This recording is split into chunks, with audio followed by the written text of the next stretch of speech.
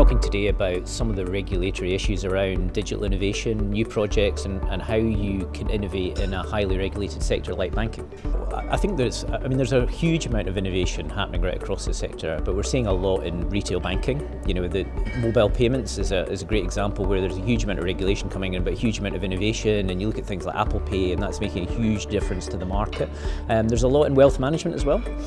You know, the new reforms proposed by the Chancellor on annuities has driven a huge amount of innovation in the life and pensions and banking sector looking at wealth management. And I think we're going to see a lot of new products, new services coming through over the next wee while on that too.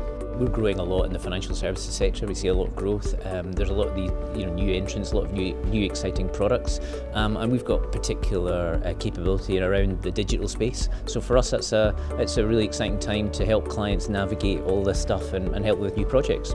The challenge for us is helping clients deal with all the regulation, because often they come to us and we say, well, the regulators haven't really thought about this before. So it's applying those kind of old world laws to new technology, and that's a real challenge for us just as the clients. And I think it creates lots of opportunities, but also creates some frustrations because we don't know what the answer isn't great for us. But it's very exciting times, and I think the key is actually helping clients talk to the regulator, educate them and come up with a solution that works for everyone.